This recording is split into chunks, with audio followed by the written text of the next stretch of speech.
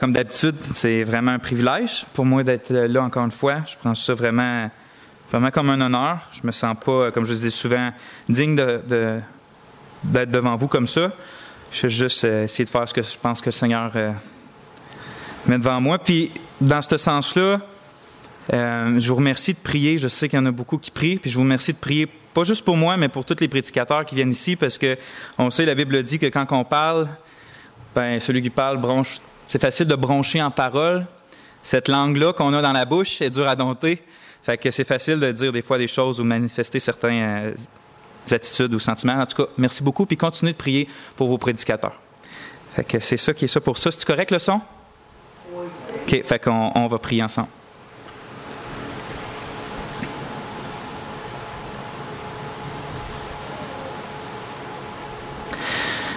On veut te louer, Père Céleste, pour l'espérance d'entre les morts que tu donnes, de revivre un jour avec un corps céleste pour pouvoir se réjouir en toi pour l'éternité. Notre frère Gaston est là avec toi. Puis un jour, Seigneur, il va ressusciter, puis nous aussi, on va ressusciter avec lui, puis on va venir te rejoindre. Puis cette espérance-là nous aide à marcher dans cette vie-là, peu importe les fardeaux, ou peu importe ce qui peut arriver devant nous.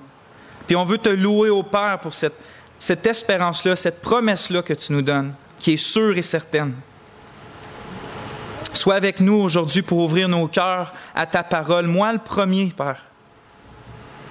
Moi le premier. Puis bénis ton Église, sois au milieu d'elle comme tu l'as promis. T'es glorieux, notre Père, t'es glorieux. Ton Fils, c'est notre Sauveur, c'est notre Seigneur. Tu as fait habiter ton Saint-Esprit en nous, Seigneur. T'es vraiment grand et merveilleux. Donc, merci pour toutes les bénédictions qu'on a. Puis rends-nous capables par ta grâce de les voir et de les aimer et de les croire surtout. En Jésus qu'on t'en prie. Amen. Aujourd'hui, on est dans la série de Connaître Dieu, puis on va voir... on était dans Dieu et Trinité pour les 3 derniers messages. Puis aujourd'hui, on finit ça. On regarde vraiment juste la base de ce que ça veut dire, Dieu et Trinité, qu'est-ce que ça l'implique, qu'est-ce que la Bible enseigne sur ça. Puis aujourd'hui, on termine. C'est le 4e message là-dessus, puis ça va être le dernier. Ensuite de ça, on va passer à un autre attribut de Dieu. Puis, mon but, surtout aujourd'hui, comme j'ai essayé de le faire avec les autres, quand on a vu Dieu est un, puis tout ça, c'est de voir qu'est-ce que la Trinité, dans le fond, ça change dans notre vie. Ou qu'est-ce que ça nous dit sur Dieu? Qu'est-ce que ça nous apprend? C'est-tu juste quelque chose qui reste dans notre tête? Ou ça a vraiment une connotation là, concrète dans nos vies? Je le crois certainement. Je crois que ça a une connotation très concrète à notre vie de tous les jours. On va le voir. C'est surtout ça le but de ce matin. Mais pendant que je préparais mon message, j'ai des questions de certaines personnes qui sont venues. Puis j'ai trouvé important, il y a certains textes dans la Bible par rapport à la Trinité qui rendent des croyants vraiment sincères souvent confus.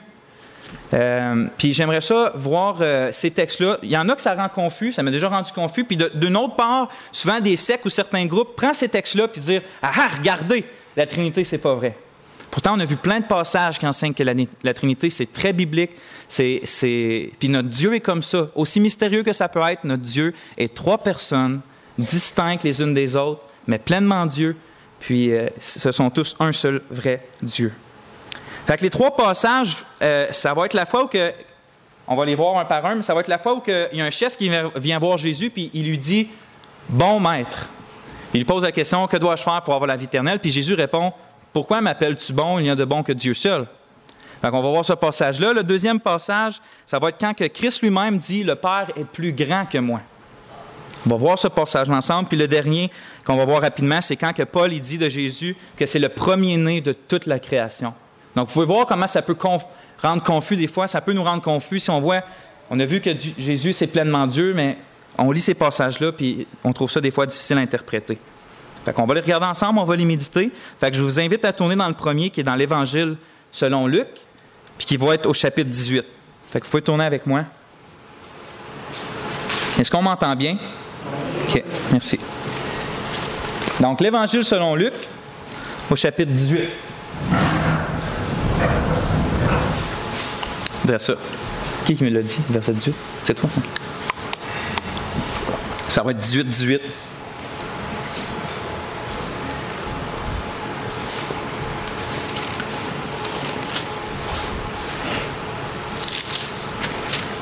Donc, on va commencer à lire ensemble. On va juste commencer par 18-19. Un chef interrogea Jésus et dit, « Bon maître, que dois-je faire pour hériter la vie éternelle? » Jésus lui répondit, « Pourquoi m'appelles-tu bon? Il n'y a de bon que Dieu seul. » On va arrêter là. Comme je l'ai dit, il y a plusieurs sectes qui regardent ça et qui disent, lui-même, Jésus, il dit qu'il n'est pas Dieu parce qu'il y a quelqu'un qui vient dire, « Bon maître », puis là, Jésus, il semble le reprendre pour dire, « Pourquoi m'appelles-tu bon? » Comme, il y a juste Dieu qui est bon. Comme s'il dirait que lui-même n'est pas Dieu. Fait que des sectes disent que ce passage-là, c'est ça qu'il dit. Ils font, Jésus, c'est pas Dieu, comme vous le dites, vous, qui aimez la Bible. Fait que, je voulais savoir, je vous pose, est-ce que c'est une bonne interprétation du passage quand on lit ça, d'interpréter ça comme ça? Fait qu'on va regarder ça ensemble, puis premièrement, juste avant de détailler le passage ensemble, il y a, pour bien interpréter la Bible, je suis sûr que vous allez être d'accord avec moi, il y a au moins 2 choses fondamentales, mais la première, c'est qu'il faut croire que la Bible est inspirée de Dieu. Sinon, si on ne croit pas ça, on n'ira pas, c'est sûr qu'on va constamment avoir des erreurs dans notre interprétation, parce que de croire que la Bible a vraiment été inspirée de Dieu, ça veut dire qu'il n'y a pas d'erreur dedans. Nulle part. Notre Dieu est tout puissant pour la garder, puis notre Dieu, il est tout sage aussi pour l'avoir inspiré aux hommes sans erreur. Donc, on croit ça, nous, que la Bible est inspirée de Dieu et qu'elle est sans erreur. Ça veut dire qu'il n'y a aucune contradiction dedans, c'est sans erreur. Puis c'est vrai, le Saint-Esprit, il se contredit jamais. Sauf qu'il y a certainement, par exemple, des vérités dans la Bible qui sont au-dessus de notre compréhension humaine. On parle quand même de Dieu, de notre Créateur. On a déjà vu ça. C'est sûr qu'il y a des vérités qui sont au-dessus de notre compréhension humaine, mais même si c'est des choses que dans notre faiblesse, on n'est pas capable de mettre ensemble, ça ne veut pas dire que c'est une contradiction. Par exemple, ce qu'on est en train de voir depuis 4 messages, le fait qu'il y a un seul Dieu qui existe simultanément en 3 personnes. Ce n'est pas une contradiction, ça. Qu'est-ce qui serait une contradiction? Ça serait de dire Dieu est 3 personnes et Dieu n'est pas 3 personnes. Mais la Bible ne dit pas ça. La Bible dit que le seul vrai Dieu existe en 3 personnes depuis toute éternité. That's it. Fait que nous autres, on prend ça, c'est la vérité, c'est pas une contradiction. On ne sait juste pas comment, dans notre limitation, les mettre ensemble. Deuxièmement, l'un des principes que j'ai appris qui nous aide à bien interpréter la Bible, puis je suis sûr que vous allez être d'accord là-dessus aussi, c'est que il faut toujours commencer par les passages les moins compliqués, les moins obscurs, eux autres qui n'ont aucune ambiguïté dedans, pour ensuite aller vers les plus difficiles. Parce que comme on vient de le voir, la Bible ne se contredit pas. Donc si on arrive à un passage qui est comme, c'est obscur, parce qu'il y en a que c'est plus difficile à interpréter, on ne comprend pas bien, puis que ça contredit un verset super clair. Exemple, un verset qui dit « Dieu est amour ». C'est pas rien de plus clair que ça. Dieu est amour. Mais que là, dans un passage obscur, exemple de l'Apocalypse, puis là, il y a des visions, puis tout ça, puis on est comme, ça dit que Dieu n'est pas amour. On se trompe probablement. On se trompe certainement, en fait. Parce que la Bible, dans des passages clairs et simples, dit des vérités. Donc, on part de ceux-là, puis on va vers les plus compliqués, puis les plus difficiles à comprendre. Fait que c'est juste ces 2 choses-là. À ce temps qu'on a ça en tête, on peut continuer avec. On va revenir à notre passage. Jésus, il dit au chef, « Pourquoi m'appelles-tu bon? Il n'y a de bon que Dieu seul. » Est-ce que Jésus est vraiment en train de dire qu'il n'est pas bon? Est-ce qu'il est vraiment en train de dire qu'il n'est pas bon, donc qu'il n'est pas Dieu? Donc, appelle-moi pas bon parce qu'il y a de bon que Dieu seul. Je ne suis pas Dieu, je ne suis pas bon. Comme certains pensent que ce texte-là dit. C'est ça ce que certains disent, mais qu'est-ce que la Bible dit ailleurs du Seigneur Jésus? Regardez, je vais vous lire quelques versets. Pierre, il dit simplement, clairement, dans sa première épître, au chapitre 1, il dit, en parlant de Christ, en parlant de nous, en fait, qui a été racheté, il dit qu'on a été racheté par le sang précieux de Christ, comme d'un agneau sans défaut et sans tache. Christ était sans défaut, sans tache. Ça veut dire qu'il n'y avait rien de pas bon en lui. Ça veut dire qu'il était parfait, en d'autres mots. Il n'y avait aucune tache, aucun défaut. Si Christ est parfait, comme l'apôtre le dit clairement, comment il ne pourrait pas être bon? Puis souvenez-vous aussi que Christ lui-même, qu'est-ce qu'il a dit aux pharisiens? Il a dit, « Qui de vous me convaincra de péché? » Qui de vous me convaincra de péché? Personne ne pouvait convaincre Christ de péché parce qu'il ne pouvait pas pécher, ça lui était impossible. Il était trop bon. Dans le fond, c'est ce que l'apôtre Paul dit aussi quand il écrit à propos de Jésus, celui qui n'a point connu le péché. Donc c'est clair, partout dans le Nouveau Testament, on voit que Christ est bon. Christ est même parfait. Il n'y a aucun péché, il n'a pas connu le péché. On voit ça clairement, simplement. Donc avec ça en tête, c'est impossible que qu'est-ce que Jésus est en train de dire dans ce verset-là, que ça vienne contredire ce que c'est partout, qu'est-ce que Christ lui-même a dit dans le Nouveau Testament. Non, c'est impossible que Jésus est en train de dire qu'il n'est pas bon. Donc, c'est sûr qu'il y a une autre interprétation que ça. Parce qu'on a vu que la Bible ne se contredit pas. Donc, qu'est-ce qu'il est en train de dire? Bien, premièrement, qu'est-ce qui se passe dans le contexte? Remarquez comment que le chef, il vient voir Jésus. Il dit, « Bon maître. Bon maître. » Fait que pour lui, qu'est-ce qu'on voit par ça? C'est que Jésus, il n'est pas plus qu'un bon maître ou qu'un enseignant selon la version. Un bon enseignant. C'est un bon enseignant.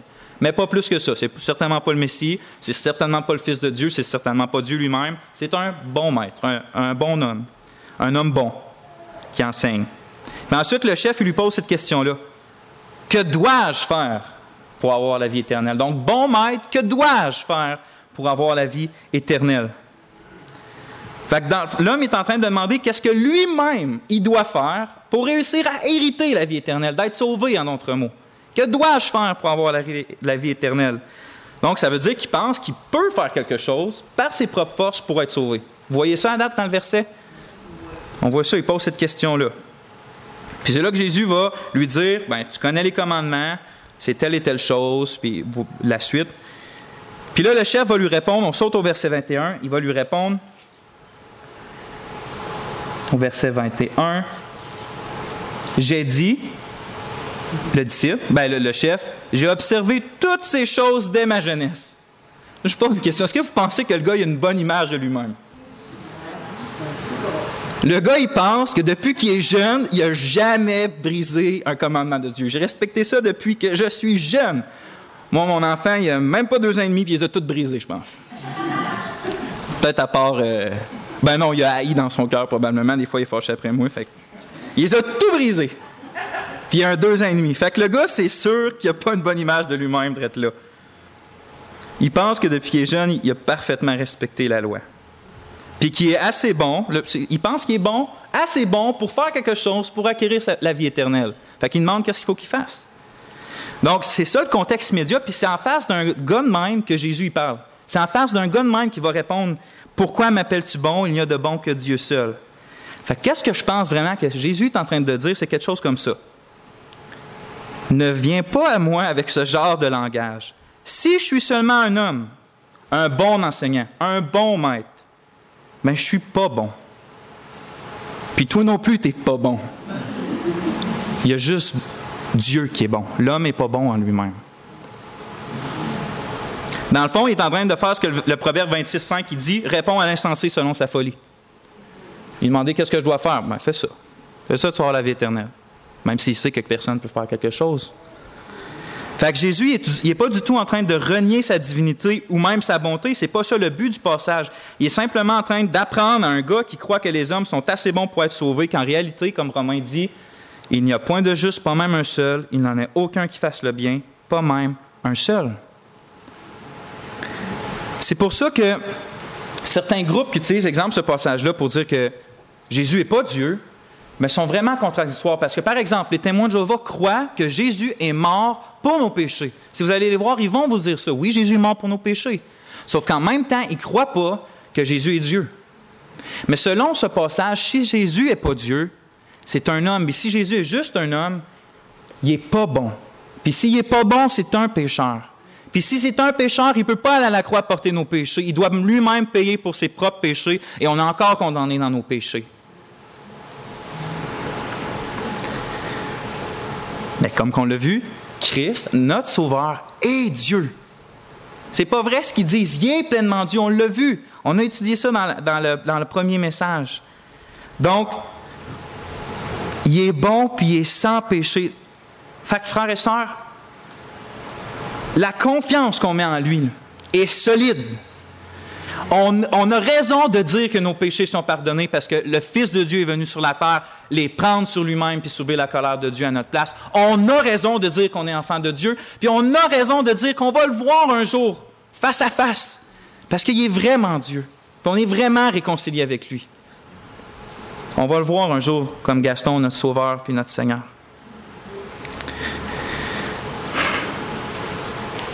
Puis si aujourd'hui, il y a quelqu'un qui se croit bon. Moi, il y a 5 ans, avant que je me convertisse, j'étais un menteur, un blasphémateur, un égoïste, puis un blasphémateur. Puis quand même, malgré tout ça, je pensais vraiment que j'étais bon. Vraiment, je me souviens, je pensais que j'étais vraiment une bonne personne. Sûrement que mes standards de bonne personne étaient très basses, mais quand même, je croyais que j'étais une bonne personne à mes propres yeux. Fait que si quelqu'un est comme j'étais, qui se croit bon en lui-même, assez bon pour être accepté de Dieu ou juste qui est bon en lui-même, bien qu'il sache que dans la Bible, aux yeux de Dieu, comme qu'on l'a lu, il n'y a personne qui est bon. Il n'y a aucun homme qui est bon à ses yeux.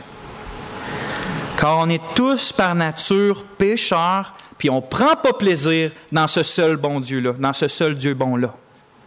On est pécheurs par nature, on est comme ça, puis on ne prend pas plaisir, on n'est pas porté à chercher notre plaisir dans ce Dieu infini-là puis merveilleux-là. Puis tant que cette personne-là aujourd'hui, s'il y en a une qui se croit bon, ben tant que tu vas te trouver bon à tes propres yeux, tu ne pourras pas jamais être réconcilié avec Dieu parce que tu n'iras pas vers la seule personne qui peut te sauver, le Seigneur Jésus-Christ. Ce qui veut dire que tu ne recevras pas le pardon des péchés, puis tu vas mourir dans tes péchés, tu vas subir la peine de cette arrogance-là, de cet égocentrisme-là de penser qu'on est bon, puis tu vas payer cette peine-là pour l'éternité séparée de Dieu, en enfer. C'est ce que la Bible dit. Et je ne le dis pas avec plaisir un matin. Je peux sourire parce que j'ai été sauvé de ça il y a 5 ans, parce que le Seigneur m'a fait sa grâce de voir que j'étais pas bon. Puis j'ai crié à lui pour de l'aide. J'ai crié « Sauve-moi, je suis pas capable », puis il m'a sauvé. Mais c'est la même chose si quelqu'un se croit bon aujourd'hui. Tant que tu te trouves bon à tes propres yeux, le salut n'est pas accessible. Si tu t'humilies, comme notre frère dit, si tu t'humilies devant lui, il va t'élever. Mais c'est ça, il y a une voie, il y a une façon d'être sauvé puis de fuir la condamnation qu'on mérite tous, c'est que le seul Dieu bon et compatissant est venu dans la personne de son Fils Jésus vivre la vie parfaite que ni Adam au début, ni nous maintenant on est capable de vivre. Pour finalement d'aller de lui-même sur cette croix-là, se faire exposer devant tout le monde, puis sur cette croix-là, recevoir la colère de Dieu que les péchés du peuple de Dieu attiraient. La juste colère de Dieu. Et il l'a bu au complet. Et il a crié, c'est fini. Le prix est payé. Puis il est ressuscité 3 jours après. Pour montrer puis prouver que ce qu'il a fait était valable, qu'il était vraiment le Fils de Dieu aussi, que tous ceux maintenant qui, pas fait quelque chose, mais se confient en lui, espèrent en lui, s'appuient sur lui, comme un rocher, comme un sauveur. Puis qui se repentent de leurs péchés, qui se détournent, qui désirent, qui font juste comme j'allais par là, maintenant je me tourne par là. Pas commencer à faire quelque chose, juste se tourner de bord puis dire Seigneur, sauve-moi. C'est ça la repentance. Sauve-moi, je me détourne de mes choses. Je suis pas capable de me détourner des choses, mais je me détourne. Aide-moi. C'est ça la repentance. Pas essayer de faire quelque chose, c'est juste de se détourner. Bien, que cette personne-là qui abandonne de se trouver bon à ses propres yeux sache que Christ le déclare juste devant Dieu. Il est déclaré juste devant Dieu. Ses péchés sont pardonnés. Puis pas juste, comme j'ai dit, pas juste ses péchés sont pardonnés qui est rendu comme à zéro. Dieu le remplit d'une justice. Elle de Christ, il porte un nouveau manteau. Il se défait de son manteau sale et il porte son nouveau manteau de justice. Mais fait que maintenant, il n'est pas juste comme, OK, j'ai plus de péché, mais il ne faut plus que je pêche. C'est maintenant, OK, Dieu a pardonné mes péchés, mais je peux m'approcher de Dieu parce que je suis couvert d'une parfaite justice. On peut aller vers notre Dieu constamment. Donc oui, allez à Christ, puis vous allez être sauvés par sa grâce. Vous allez être transformés, vous allez avoir la vie éternelle. Gloire à notre Sauveur. Donc notre deuxième passage aujourd'hui, je fais tourner dans Jean 14.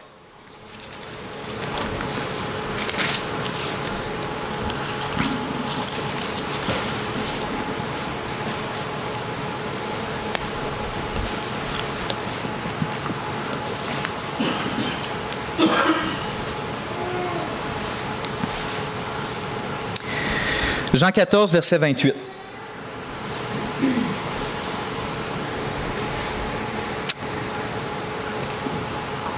On va lire ensemble. C'est Jésus qui parle à ses disciples.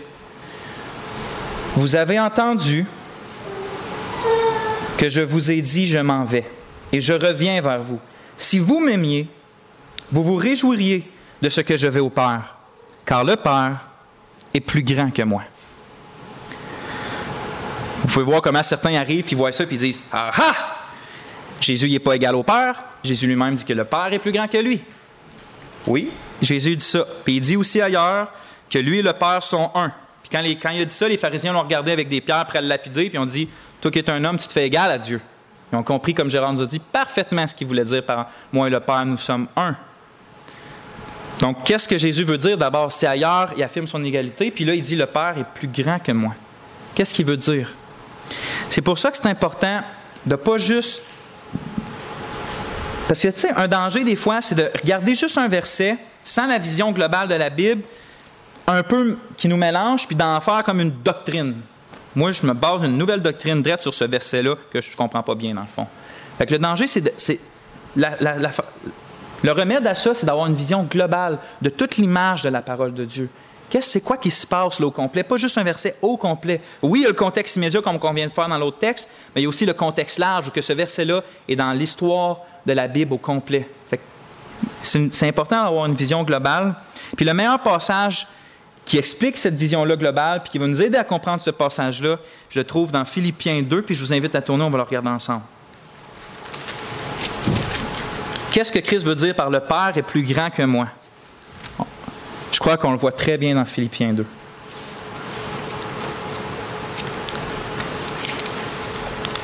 Philippiens, c'est entre Éphésiens et Colossiens.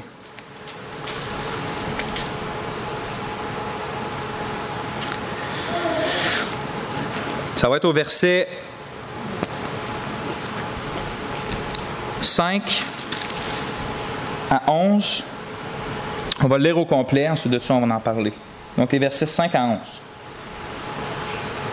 « Ayez en vous les sentiments qui étaient en Jésus-Christ.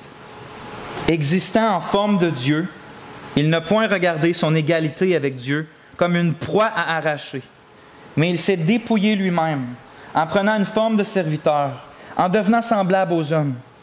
Et il a paru comme un vrai homme. Il s'est humilié lui-même, se rendant obéissant jusqu'à la mort, même jusqu'à la mort de la croix. C'est pourquoi aussi Dieu l'a souverainement élevé et lui a donné le nom qui est au-dessus de tout nom, afin qu'au nom de Jésus, tout genou fléchisse dans les cieux, sur la terre et sous la terre, et que toute langue confesse que Jésus-Christ est Seigneur à la gloire de Dieu le Père. » Qu'est-ce qu'il nous dit l'apôtre Paul? Il commence en parlant de Jésus-Christ, étant existant en forme de Dieu. Ça veut simplement dire étant Dieu. J'ai essayé de trouver, c'est ça que ça veut dire, mais j'ai essayé de pouvoir l'expliquer. Exemple que je dis que quelque chose a une forme de carré. Ben, c'est que c'est un carré. C'est pas un rond, c'est une forme de carré. Vous comprenez? Si quelque chose a une forme de carré, c'est un carré. Si je dis que Christ a la forme de Dieu, qui peut avoir la forme d'un Dieu infini, éternel, qui a toujours existé justement, éternel? Rien d'autre que Dieu lui-même peut prendre la forme de Dieu. Donc, quand il dit la forme de Dieu, étant existant en forme de Dieu, ça veut dire étant Dieu. Puis le verset d'après, il vient juste confirmer ça, n'a point regardé son égalité avec Dieu. Donc, il est égal à Dieu. Paul est clair ici. Christ est égal à Dieu comme une proie à arracher. Donc, Paul affirme clairement ici que Jésus-Christ est égal à Dieu, mais que toute cette gloire, cette richesse, cet honneur d'être égal au Père, il ne l'a point regardé comme une proie à arracher. Le mot, il veut dire qu'il ne s'est pas accroché à ça. Il ne s'est pas accroché désespérément à son égalité avec Dieu comme juste pour son propre avantage. Il ne s'est pas accroché à ça. Mais qu'est-ce qu'il a fait à la place? Il s'est dépouillé lui-même. Littéralement, il s'est vidé lui-même. Puis ça ne veut pas dire qu'il a cessé d'être Dieu, mais plutôt qu'il a renoncé pour un temps à tous les droits, les privilèges, à la gloire, à l'honneur que sa divinité et sa position lui donnaient, étant égal à Dieu. Puis ces choses, il s'est vidé de ça, il a renoncé à ça, le reste du verset nous dit, en prenant maintenant une forme de serviteur. Serviteur de qui? Serviteur de Dieu le Père. Donc, il s'est dépouillé de son égalité, pas de son égalité avec Dieu, mais de tout ce que ça lui donnait d'être égal à Dieu. Il Il s'est vidé de ça en prenant une forme du serviteur de Dieu. Et il a fait ça en devenant semblable aux hommes. Donc, il s'est fait un homme. Il a paru comme un vrai homme. Il s'est humilié lui-même, se rendant obéissant jusqu'à la mort, même jusqu'à la mort de la croix. Donc, c'est ça l'image que Paul donne. Dieu le Fils, avant de paraître comme un homme, depuis toute éternité, il est glorieux, il est majestueux, il est éternel, il est bon, il est beau, il est merveilleux, autant que le Père. Il partage ça avec le Père, cette gloire-là, et il est égal, existant comme ça. Souvenez-vous la vision d'Ésaïe 6 qu'on avait vue dans le premier message, où qu'on voit dans Ésaïe 6 que Ésaïe a la vision, puis là, il voit l'Éternel des armées, puis il voit les archanges qui se cachent les yeux, les pieds, puis qui crient « Saint, Saint, Saint est l'Éternel des armées », puis que là, Ésaïe est comme « Malheur à moi, je suis un homme pécheur au milieu d'un peuple aux lèvres impures », puis il est juste comme abasourdi par cette vision-là, puis il se condamne lui-même. Puis Jean nous dit dans son évangile que cette vision-là, c'est Christ. Donc, Ésaïe voit Christ avant son incarnation dans cette gloire-là. Vous voyez que notre Dieu, notre Christ, notre Sauveur est majestueux.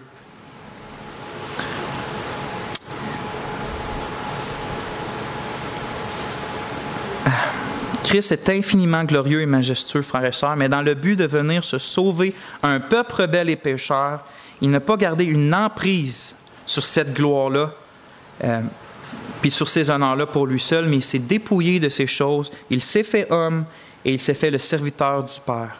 Il s'est mis sous le Père. Donc, il était dans cette position-là. Il s'est mis sous le Père pour devenir le serviteur du Père, de sorte qu'il puisse vraiment marcher comme nous, on aurait dû marcher, mais qu'on est incapable. Puis tout comme on l'a vu, afin de se sauver puis de se justifier un peu. Ce n'est pas une créature, comme des gens qui nous disent, qui est venu nous sauver, mais c'est le Dieu infiniment bon, infiniment digne, qui s'est plus qu'humilié afin de nous élever, nous. C'est pour ça que Paul il dit dans 2 Corinthiens, puis qu'on peut dire avec lui, nous connaissons maintenant la grâce de notre Seigneur Jésus, qui pour nous s'est fait pauvre de riche qu'il était, afin que par sa pauvreté nous soyons enrichis. Donc il était riche, mais il s'est appauvri pour nous rendre riches.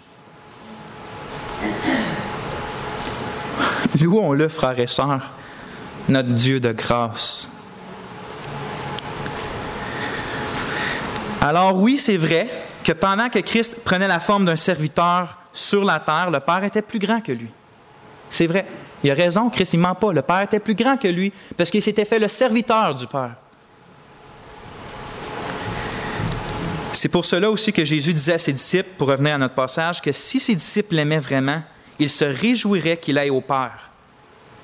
Parce que le Père est plus grand que lui. Dans le fond, Christ, il languissait. Après le jour, il retrouverait sa place auprès de Dieu le Père.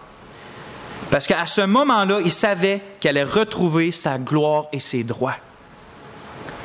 C'est pour cela que quand il prie dans Jean 17, il prie son Père et il dit « Et maintenant, toi, Père, glorifie-moi auprès de toi-même, de la gloire que j'avais auprès de toi avant que le monde soit. »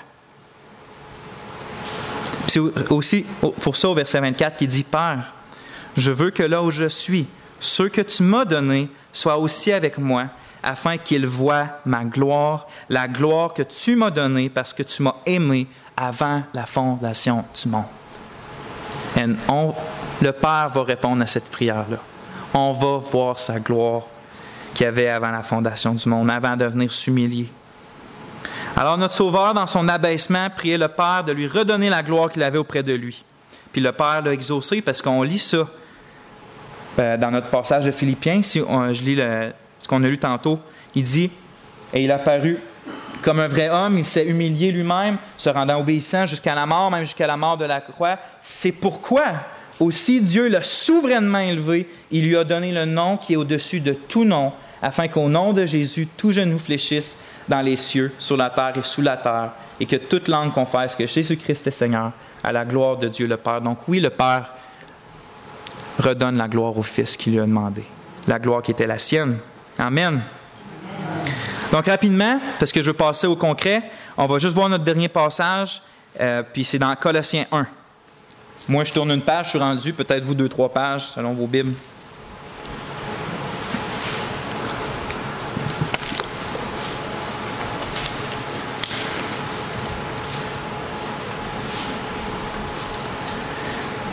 Donc, on va lire au chapitre 1, verset 15.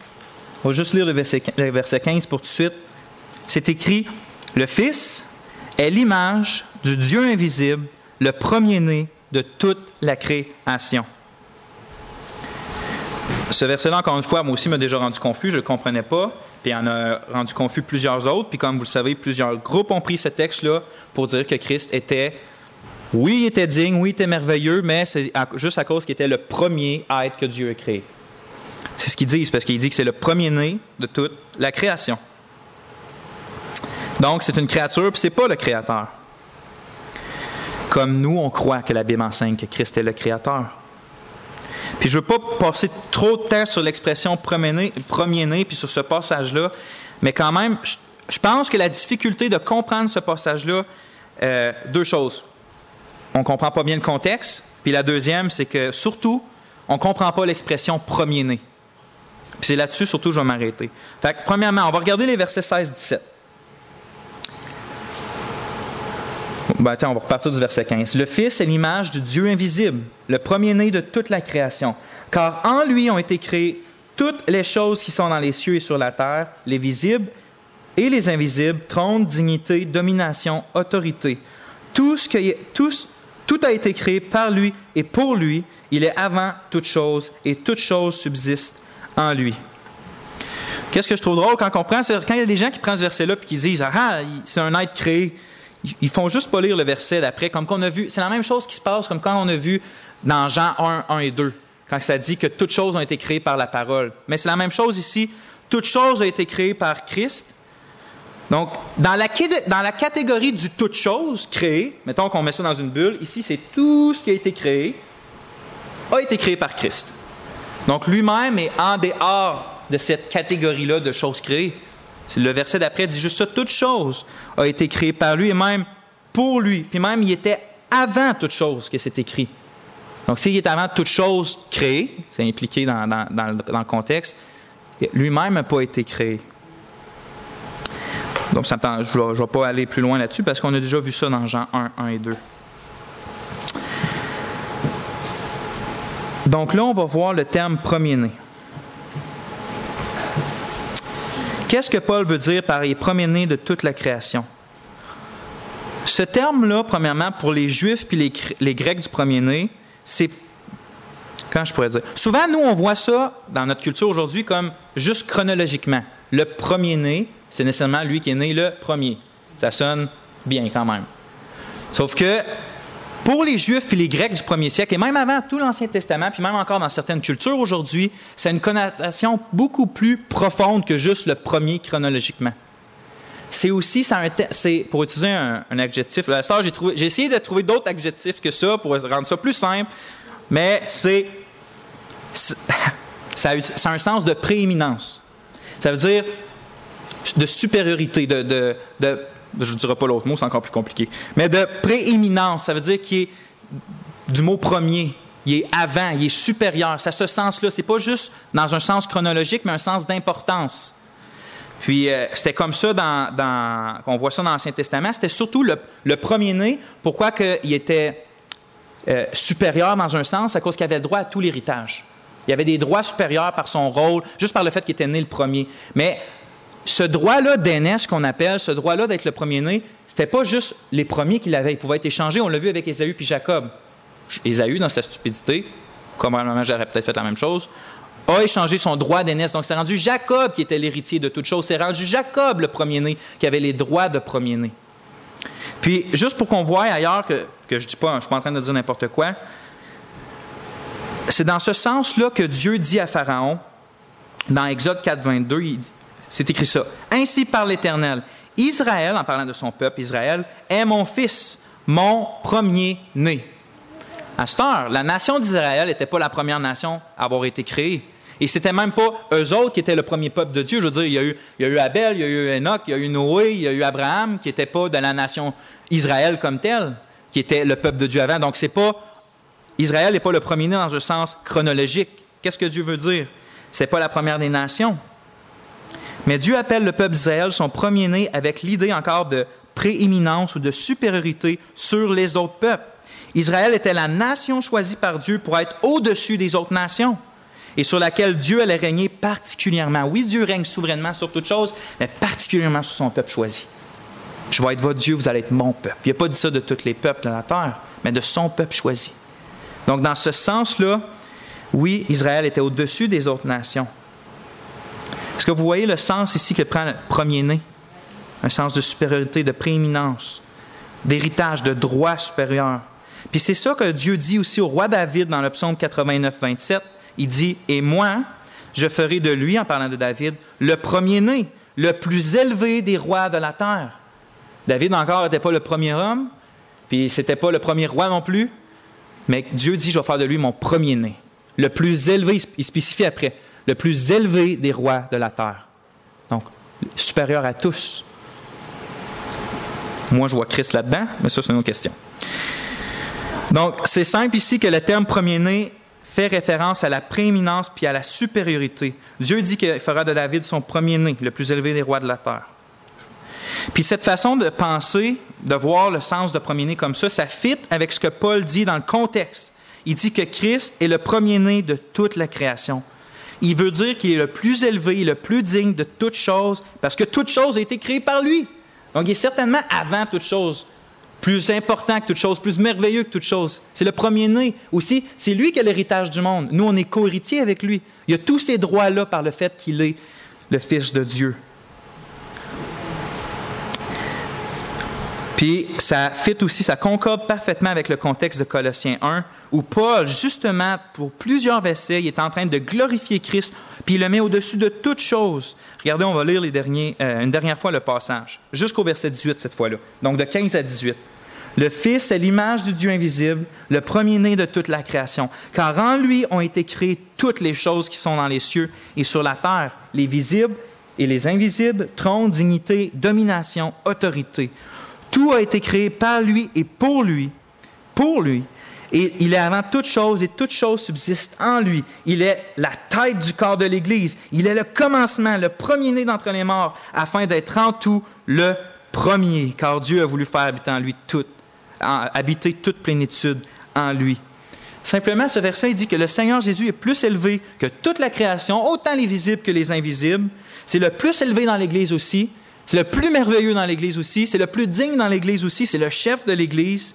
Notre Seigneur Jésus, pour utiliser ses propres paroles, disait qu'il était l'alpha, l'oméga, le commencement et la fin, le premier et le dernier. Frères et sœurs, dans le fond, tout ça pour dire que celui dans lequel on place notre confiance, c'est juste le premier. C'est juste le premier. C'est le plus important. C'est le plus merveilleux. Notre Sauveur, celui qui se fait notre ami, notre frère, le premier-né des frères aussi qui dit. N'ayons pas peur de tout ce qui peut nous arriver ou peu importe. On a comme Dieu, on a comme grand frère, on a comme sauveur, on a comme berger, on a comme roi, lui qui est le premier de toutes choses. Maintenant, puis finalement, on arrive au concret. Qu'est-ce que la Trinité, ça nous enseigne?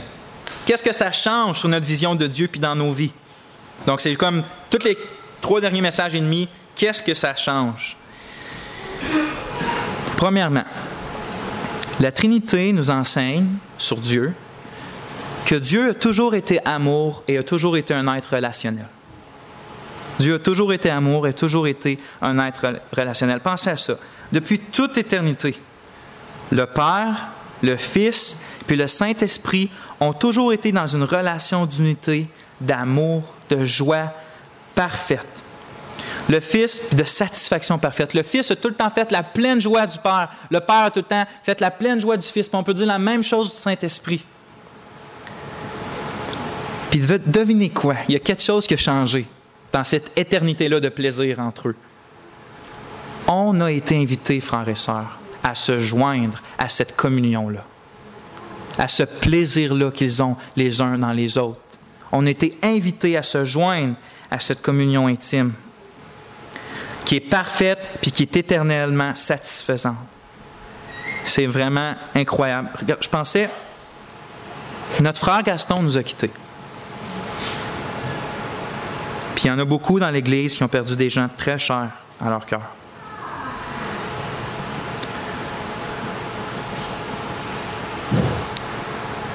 peut nous donner de la joie, en tout cas, ce qui me donne de la joie, qui peut apaiser la perte d'un croyant qui nous était cher, pour moi, c'est pas de dire il est en train de nager avec les dauphins ou il se baigne dans une mer de cristal au paradis ou il peut se matérialiser où qu'il veut.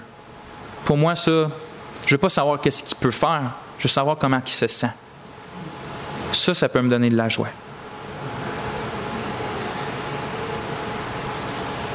On a trop tendance à avoir une vue matérialiste du ciel. Le ciel est vrai, c'est quelque chose de vrai, c'est pas une parabole, c'est pas une image, c'est vrai le ciel. Mais le ciel est le ciel parce que Dieu est là. Peu importe qu'est-ce qu'on va voir ou faire. Le ciel est le ciel parce que Dieu est là. Puis ce qui peut apaiser nos cœurs lorsque nos frères, nos sœurs, nos époux, nos enfants, nos parents qui appartiennent à Dieu puis qui décèdent, c'est que maintenant, ils sont dans cette communion-là intime, d'amour, de satisfaction, de joie, de plaisir et de paix qui est la Trinité, qui est notre Dieu. Oui, ils se sentent bien. Il nous donnerait le goût, on baverait à avoir juste une dose de comment ils se sentent bien là. On aurait le goût de mourir tout de suite si on pourrait voir juste une dose de comment ils se sentent au paradis. Donc oui, les êtres chers qu'on a perdus se sentent bien. S'ils se baignent, peut-être, je ne sais pas, mais ils se sentent bien mieux qu'on pourrait jamais se sentir sur la terre. À cause qu'ils sont avec ce Dieu trinitaire-là, dans cette communion-là. Puis elle ne peut pas diminuer, Dieu est éternel. La Bible nous garantit qu'ils se sentent bien de mon art qu'on a juste un petit avant-goût ici sur la terre. Bon, deuxièmement, la Trinité est le modèle pour les relations humaines. J'ai mis un « le » dans mes notes en gros. Est le modèle pour les relations humaines, pour toute relation humaine. Ce qui revient constamment quand on médite la Trinité, c'est ces mots-là. Diversité, distinction, mais égalité et unité. Ces mots-là reviennent. Dans le fond, quand on pense à la Trinité, on pense à ça. Différence, mais unité, puis égalité. Parce qu'on trouve dans la Trinité, justement, des distinctions entre les personnes, mais qui forment une unité parfaite, puis les trois sont pleinement égales en tant que Dieu, en tant que le seul vrai Dieu. Et en même temps qu'on trouve différents rôles et différentes fonctions. Puis c'est ce genre de fonctionnement-là que Dieu veut voir dans nos relations. Souvent, on pense comme si Dieu donnerait des lois pour donner des lois. Il fait juste donner des lois comme ça pour... Il n'y a pas vraiment de but, mais c'est pas vraiment ça que Dieu fait. C'est pas du tout ça que Dieu fait. En fait, tout ce que Dieu fait, que ce soit de la création au complet, aux lois qu'il donne, c'est dans le but de le glorifier lui. Donc, quand Dieu dit « mentez pas », c'est à cause que lui-même ne ment pas. On est supposé d'être les images de Dieu, donc on doit refléter sa gloire. Quand il dit « aime », c'est à cause que lui-même est amour. Quand il dit « sois saint », c'est parce que lui est saint. Pensez à ça, regardez la création. Je regardais ça l'autre fois. Comment c'est diversifié, puis en même temps, comment tout marche merveilleusement dans une espèce d'unité pas comprenable. Les fleurs sont pour les abeilles, puis les abeilles sont pour les fleurs. Venez me dire qu'un jour les abeilles ont existé sans les fleurs. C'est impossible. Puis à ce moment, ils essayent d'empêcher les abeilles de mourir parce qu'on n'aurait plus de fleurs sans les abeilles. Complètement deux êtres différents. Une abeille puis une fleur, mais qui marchent dans une unité merveilleuse. Pourquoi vous pensez que Dieu a fait le monde comme ça? Parce que Dieu, ça dit que les cieux racontent la gloire de Dieu, la gloire de l'Éternel. Et Dieu est trinitaire, Dieu est divers en lui-même, mais en même temps uni en lui-même. Donc il a fait une création qui manifeste qui qu'il est. Puis regardez ce que Paul dit aux Corinthiens. Je veux cependant que vous sachiez que Christ est le chef de tout homme, que l'homme est le chef de la femme et que Dieu est le chef de Christ. Paul, il dit que le rôle de l'homme dans le mariage est parallèle au rôle du Père par rapport au Fils dans la Trinité. Puis il dit que le rôle de la femme dans le mariage est parallèle au rôle du Fils dans la Trinité. Parce que les hommes sont les chefs de la femme dans le mariage et Dieu, le Père, est le chef de Christ dans la Trinité. Mais le Père et le Fils sont parfaitement égaux en termes de dignité, en tant que personne, comme l'homme et la femme sont parfaitement égales en termes de personne et en termes de dignité humaine. Parfaitement égales. Ils ont simplement, l'homme et la femme, des rôles différents, comme le Père et le Fils ont des rôles différents, parce qu'ils manifestent justement différents aspects de la gloire du Dieu trinitaire. Ça rend la soumission pas mal moins... La soumission, c'est pas quelque chose de... Le mot, c'est... dévalorisant. Ou de diminuant, je ne sais pas, demeaning en anglais. C'est pas... Le Fils faisait sa joie et sa gloire d'obéir au Père. Et le Père, c'était sa gloire et sa joie de diriger le Fils. Bien compris, la soumission, ce n'est pas quelque chose de négatif. Bien appliqué aussi, ce n'est pas quelque chose de négatif. Ça ne dit pas dans la Bible, mais je trouve aussi que les enfants, ça manifeste aussi quelque chose de la Trinité. L'Esprit est parfaitement égal en termes de personne et de dignité au Père et au Fils. Parfaitement égal, on l'a vu.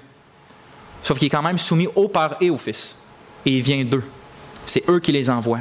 Qui l'envoient, et c'est lui pleinement soumis au Père et au Fils. Comme les enfants sont pleinement égaux aux parents.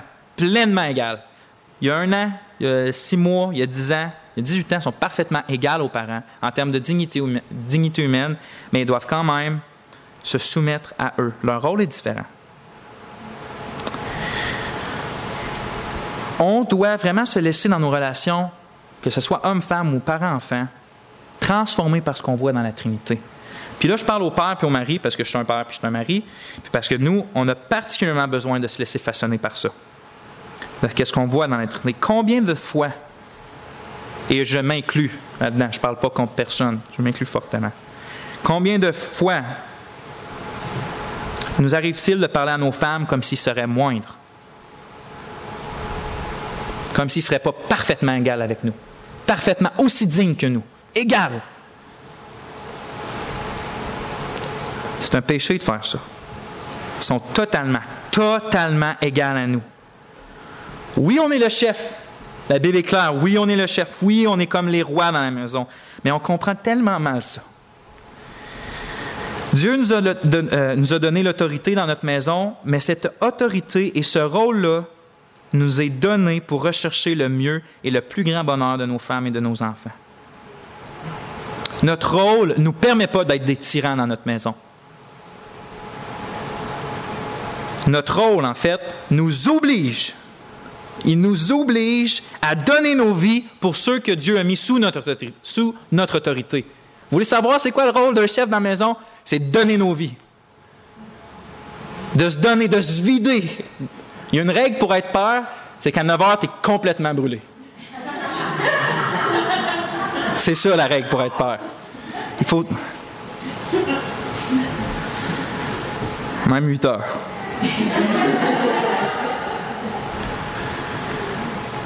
J'ai une autre question. Combien de fois on peut parler à nos enfants comme si on parle d'une manière à nos enfants comme on ne parlerait jamais à un adulte? Exemple, en hurlant après eux. Là, je ne parle pas d'élever le ton parce qu'il n'a pas été correct. Là. Je parle vraiment d'hurler après eux. Là. Comme qu'on ne ferait jamais avec personne. Parce que c'est des adultes.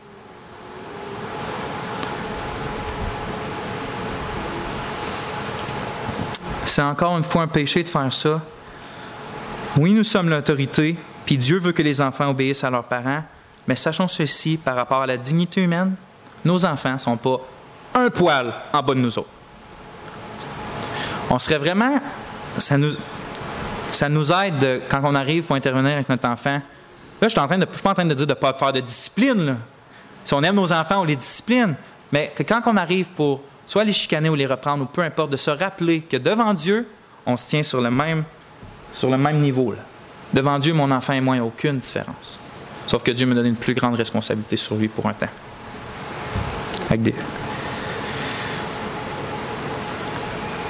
Donc, rappelons-nous qu'ils sont égaux et aussi dignes que nous. C'est pour la raison qu'il ne faut pas mépriser aucune autorité aussi. Les employés doivent être soumis au patron, mais les patrons aussi doivent bien traiter les employés parce qu'ils ont le même Dieu. Ils sont égaux sous ce même Dieu-là. Donc, ce n'est pas à cause qu'il y en a un qui a un rôle différent de supériorité qui doit maltraiter son employé. Au contraire, il doit craindre Dieu puis bien le traiter. Puis dans l'Église, c'est la même chose. On est tous différents. tous différents, puis Dieu nous a tous donné des dons différents, puis ça, c'est glorieux. C'est glorieux qu'on soit comme ça, aussi différents. Il ne faut pas essayer de rechercher à devenir exactement l'un comme l'autre, pareil comme l'autre avec les mêmes dons, puis faire les mêmes choses. Il faut rester qui on est, différent comme qu'on est, mais conserver le lien de la paix et de l'unité par l'Esprit Saint. Qu'est-ce que vous pensez? Une Église, qu'est-ce qui glorifie le plus Dieu ou qui représente le plus Dieu? Une Église que c'est toute la même race? Parce qu'il y en a des églises chrétiennes que c'est tout, exemple, juste des chrétiens juifs. C'est juste des chrétiens juifs. Ou c'est que des noirs ou que des blancs. Même s'il vit dans une ville où il y a plein de noirs et plein de blancs, peu importe. Qu'est-ce que vous pensez qui glorifie le plus Dieu? Une église diversifiée, avec des petits, des grands, des noirs, des blancs, des gens avec des maladies mentales, d'autres avec non, des gens en santé, d'autres non, d'autres qui sont, je sais pas moi, qui sont, ils ont une super de compagnie, l'autre qui... Qu'est-ce que vous pensez qui glorifie le plus Dieu? La diversité dans l'unité. Pourquoi vous pensez que Dieu a sauvé des Juifs et des Grecs pour se faire son peuple?